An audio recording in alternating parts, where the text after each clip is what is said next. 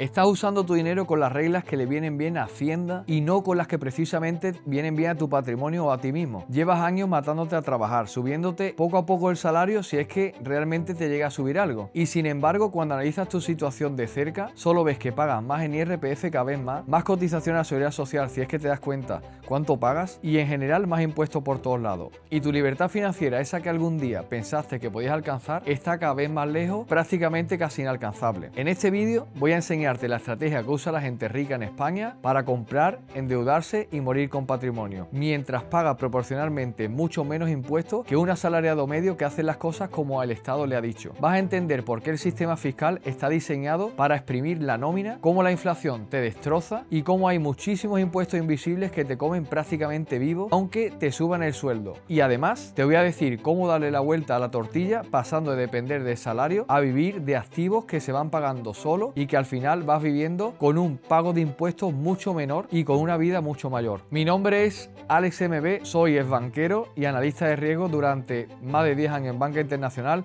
he crecido mi cartera inmobiliaria empezando de cero a 60 propiedades al día de hoy, y yo precisamente vivo de mis rentas desde hace muchísimo tiempo. Esto no va a ser para nada ningún consejo de fiscalidad y únicamente se basa en mi propia experiencia personal y que al final lo estoy transmitiendo hoy contigo. El primer punto que vamos a tocar es el sistema fiscal, que está pensado prácticamente para los asalariados. El sistema principalmente está montado para que el asalariado sea el perfil más fácil de exprimir. Tiene una nómina que está controlada. La retención es literal automática, o sea, no tiene ningún margen de control ni de maniobra en base a lo que va a cobrar. Ya directamente el Estado te hace esos tramos que son, como ya sabemos, progresivos, y a medida que vas ganando más dinero, lógicamente vas a ir pagando más. En muchas comunidades autónomas se llega a pagar incluso más del 50% de lo que sería tu nómina. Muchas veces vemos que alguien que cobra X de salario y dice, oye, es que quizás debería cobrar más, pero realmente no ve cómo de manera silenciosa prácticamente tu salario sería el doble o incluso más del doble. Esa parte que le falta se lo ha llevado Hacienda en impuestos. Lógicamente este sistema está creado para que nos vaya mal en general. Esto es lo que yo me di cuenta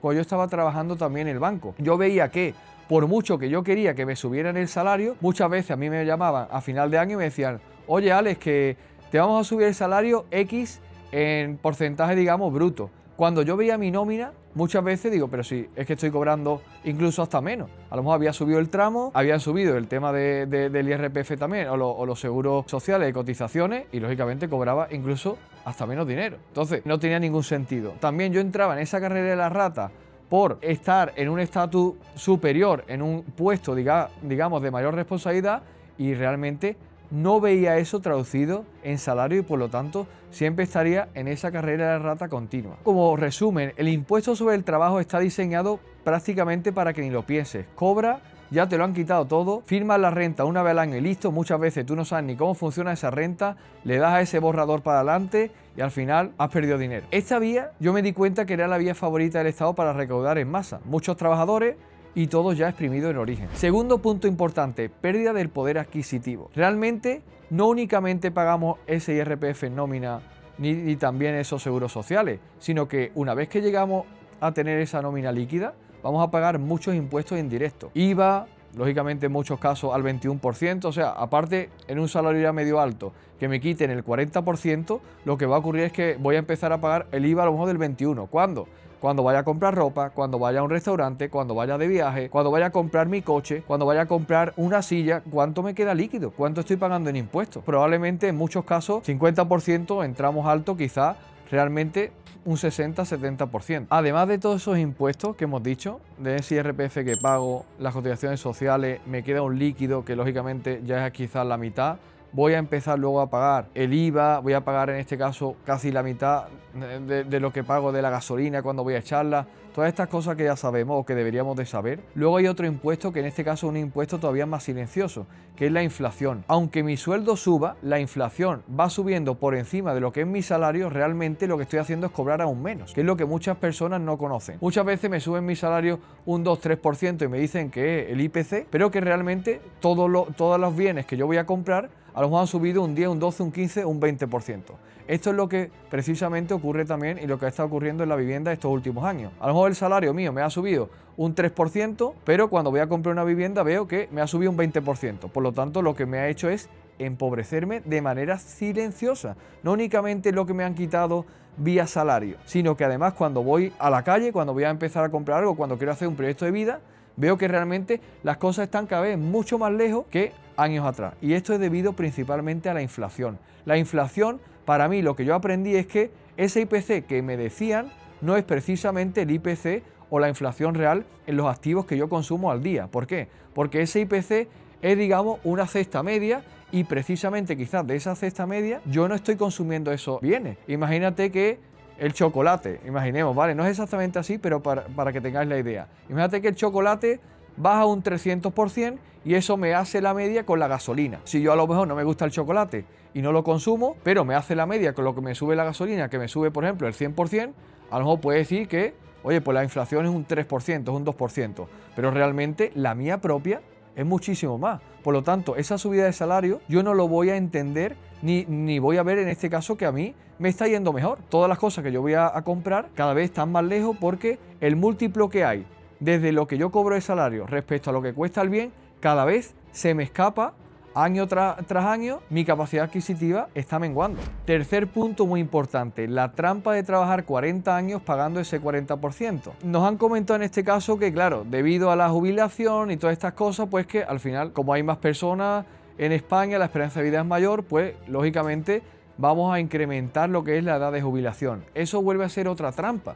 Porque precisamente antes, cuando se jubilaban las personas con 65 años, era porque la esperanza de vida a lo mejor era de 70, de 75 años. Por lo tanto, tú habías estado pagando 40 años o más de cotizaciones para al final recibir 5 o 10 años. Por lo tanto, te acababan de estafar. Ahora mismo, si me suben la edad de jubilación a 67, a 70, a 75 años, es porque la esperanza de vida es mayor. Pero es porque se presupone que únicamente te van a pagar 5 o 10 años y que después te vas a morir. Imagínate una persona media que empieza a trabajar con 20 años, se jubila con 65 y ha trabajado pues 45 años, ¿cuánto ha ido pagando de cotizaciones? Y lógicamente hay una trampa también importante aquí. No podemos sumar lo que yo empecé a cotizar en el año 1, porque si no actualizo esa cantidad a lo que es la inflación real, me voy a estar engañando, ¿vale? Que es lo que muchas veces pasa. Imagínate que en los años 90 empezó alguien a trabajar con 20 años. ¿Qué pasa? Los salarios que serían en peseta, pero traducidos a euros, imaginemos que fueran 500 euros y pagaba de cotizaciones sociales, por ejemplo, 200 euros, ¿vale? O 100 euros, los que sean. ¿Qué pasa? Esos 100 euros a día de hoy y ese salario a día de hoy a lo mejor es un salario que hoy es por 3 o por 2 veces. Si nosotros cuando nos vayamos a jubilar dentro de 40 años sumamos todas las cantidades que he pagado y nosotros entendemos que el Estado me las va a pagar, estaría otra vez siendo para mí una mentira porque realmente no ha actualizado a lo que sería la inflación. Hay esa trampa de que nos comenta que, oye, trabaja 40 años para que al final tú puedas jubilarte con una pensión y lo que no te estás dando cuenta es que estás entrando en una carrera de rata impresionante porque al final dependes también de un Estado que realmente está quebrado. Imagínate las cifras también del Estado a día de hoy. El PIB, ¿vale? Que es lo que produce el país en un año, está endeudado porque nuestro PIB actual es superior al 100%. Quiere decir que lo que produce el país en un año ya está endeudado, ya se debe. Si tú quieres que después de 40 años sea el Estado el que te pague tu pensión, un Estado que está quebrado y que realmente ese pagador por el cual tú dependes de él te va a pagar una cantidad que también va a decidir él, que te va a deflactar con esa inflación y que cuando te llegue ese dinero dentro de 40 años no sea capaz quizá ni de comprar los bienes que tú a día de hoy compras, lógicamente lo que te está haciendo es empobrecer. Yo en mentorías, en eventos, muchas veces esto suele ser un tema muy recurrente. Muchas personas a lo mejor están cobrando un salario alto, por ejemplo 3.000, 4.000 euros, 5.000 euros, luego se jubilan y ven que en este caso su pensión que le queda es, por ejemplo, la mitad o mucho menos, ¿vale? ¿Qué pasa? Porque hay una pensión máxima también. ¿Qué ocurre? Que muchas veces ellos me decían, oye Ale, es que yo ya es que no me gusta tanto viajar, o es que ya no me gusta tanto salir a comer con mis amigos, con mi familia. Y yo le digo, mira, eso es lo que te está haciendo es engañándote, porque precisamente tú te estás creyendo una mentira. No es que tú no tengas ganas, es que tú te has adaptado a esa situación. ¿Por qué? Porque el Estado te está pagando una pensión máxima que es inferior al sueldo que tú cobrabas antes. Durante todo ese tiempo de trabajo que tú has estado, te has esclavizado realmente. Te has esclavizado a un único pagador que está quebrado. Después tienes que estar trabajando durante esos 40 años para que al final el Estado diga que a lo mejor tiene dinero o no tiene, no sabemos, ¿vale? Nosotros vimos, por ejemplo, en 2008, en países como en Grecia, la cantidad que cobraban muchas personas de pensión se les recortó por condiciones en este caso del país. Vimos también, por ejemplo, en Portugal, que también tuvo restricciones a nivel de salario, a nivel en este caso de subidas de salario y de pensiones, y que al final tú te has llevado trabajando 40 años, viene una situación X, política o por decisiones X, y al final, pues tú ves que te quedas con una cara de que a lo mejor has cobrado menos de lo que tú has cotizado o que al final no te llega para tu vida del día a día. Tenemos que trabajar por crear activos y no únicamente por crear ese salario. Ese salario está perfectamente para al final que sea un trampolín, que sea una palanca para que nosotros podamos crear activos. Pero no podemos depender 100% de lo que el gobierno me vaya a pagar dentro de 40 años, porque no sabemos ni siquiera si va a tener dinero. Punto número 4, diferencia entre ganar por salario y ganar por activo. Eso es lo que estamos hablando precisamente. Una cosa, en este caso también a nivel fiscal, yo entendí una cosa muy importante. Al final, los ricos tenían activos, los ricos no tenían salario. Me impactaba mucho cuando yo veía, en este caso, personas que eran ricas y eran clientes míos en el banco y decía, oye, pero tú ¿qué salario tienes? Este tío no tiene salario, ¿esto cómo puede ser? Este tío tiene activos. Esos activos pueden ser propiedades, pueden ser negocios, pueden ser empresas, le producen un flujo de caja, pero lógicamente ese flujo de caja tienen muchas veces bonificaciones, tienen deducciones y lógicamente son muy inferiores también a nivel impositivo que lo que es un salario, ¿vale? Hemos dicho que el salario va de manera progresiva, precisamente los tipos de IRPF aquí en España, quizá del 19 a casi el 50%, y cuando vamos a tener activos, por ejemplo, de empresa, vemos que el impuesto de sociedades principalmente está en torno al 25%. Cuando compras vivienda, a pesar de que se compra esa vivienda y se pagan muchos impuestos, también tenemos deducciones. Deducciones, por ejemplo, oye, si es para vivienda habitual, para una persona o una familia que va a vivir en ella, pues a lo mejor tiene una deducción del 50%. Si tengo una reforma para el tema energético ahora mismo, pues oye, tengo una reducción todavía mayor. Si alquilo a una persona joven, quizá menor de 30 años, también tengo una deducción. Por lo tanto, yo me di cuenta y decía, oye, pero al final el tipo efectivo de estas personas es mucho más inferior que el mío, que al final yo trabajaba muchas veces mucho más de esas 40 horas. Trabajaba porque quería seguir aprendiendo, quería en este caso avanzar en mi trabajo para que me ascendieran y tener un salario mayor, y me daba cuenta que en este caso que la carrera no estaba ahí. La carrera estaba en crear activos, en utilizar el salario de mi trabajo para crear activos, y eso precisamente fue lo que yo empecé a hacer. El primer activo iba pagando un poquito más como un extra del salario, el siguiente activo iba pagándome un poquito más y progresivamente hasta el día de hoy que continúo con la misma estrategia. De esta manera podía crecer mucho más rápido y lógicamente no dependería únicamente de lo que el Estado dentro de 40 años me quisiera pagar, sino que prácticamente lo que me fuera a pagar iba a ser un residual y me iba a dar igual si yo podía construir activos que me fueran pagando mes a mes. Eso me permitiría dejar el trabajo a mí, si en este caso yo no estuviese bien ahí o si en este caso quisiera emprender otro camino, y también a la hora de jubilarme, pues lógicamente tendría esos activos y sería mi pensión de jubilación que yo me la hubiera creado o me la estaría creando por mí mismo. Punto número 5. También entendí una cosa muy importante. Yo pensaba que cuando uno ganaba dinero era cuando vendía esos activos. No únicamente estaba la clave en tener esos activos y construirlos, sino en que yo entendía que lo que me habían enseñado es que si yo, por ejemplo, compro, imaginaros, una acción de una empresa X y la acción crece de valor, yo gano dinero cuando vendo y yo tengo ya el dinero en mi bolsillo. Realmente los ricos no actúan así. Los ricos actúan precisamente utilizando la deuda. Imagínate que yo tengo una casa que vale 100.000 euros, al cabo del tiempo yo la he comprado con hipoteca y ya se ha pagado, y esa casa a día de hoy vale 300.000 euros. En vez de venderla y pagar impuestos, los ricos lo que harían sería refinanciarla, sacar deuda. ¿Por qué? Porque esa deuda está libre de impuestos. Si yo tengo una casa que vale 100.000 euros, crece a 300.000 euros, por el camino me ha estado pagando cash flow, y yo le enseño al banco esos 300.000 euros que vale mi casa y me da, por ejemplo, 250.000 euros para yo comprar más casas que me produzcan más cash flow, en ese caso conservo la casa, compro otra casa y ese dinero que el banco me da está libre de impuestos. Si yo tuviera que utilizar o yo tuviera que ganar 250.000 euros con mi nómina y ahorrarlo, probablemente yo tendría que generar 500.000. Es más fácil y más rápido que yo utilice esa refinanciación, voy a pagar mucho menos impuestos y voy a crecer mucho más rápido. Esta es la manera que realmente yo veía que lo hacían los ricos. Los ricos realmente lo que utilizan es la deuda y viven con la deuda y no utilizan únicamente el salario. El salario es una palanca para que te permita sacar más deuda, y esa deuda, lógicamente, que está libre de impuestos, te permite comprar activos.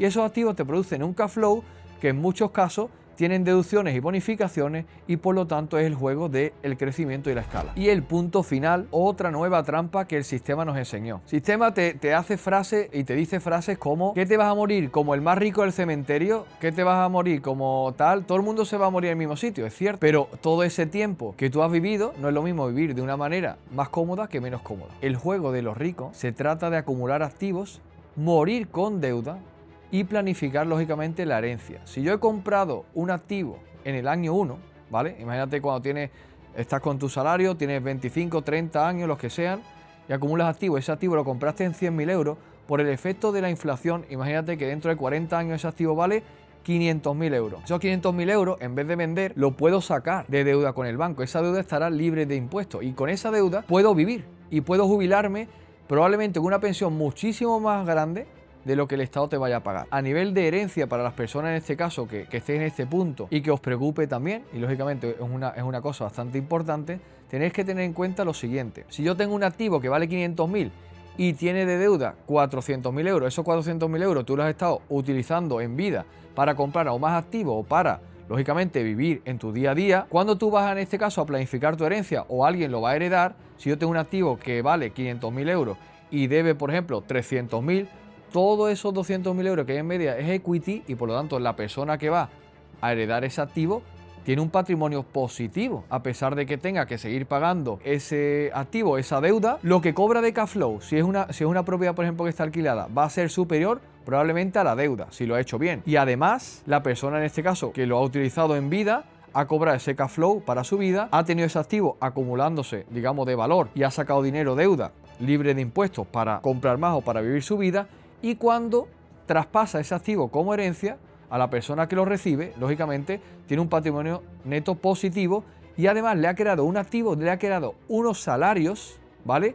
A través de los cash flow producidos por las propiedades. Si en este caso, en vez de ser propiedades, fueran empresas, cuando nosotros vamos creciendo en una empresa, vamos teniendo un crecimiento mayor y tenemos un consejo de administración que gestiona esos activos con unas pautas muy claras, lógicamente se convierte en otro activo igual. Un activo que te produce cash flow, ese cash flow el cual puede reinvertir en propiedades o puede reinvertir en nuevos negocios que te produzcan mayor flujo, en este caso efectivo. Esas empresas o negocios pueden acumular deuda, por lo tanto para reinvertir o para utilizarlo, en este caso para crecer.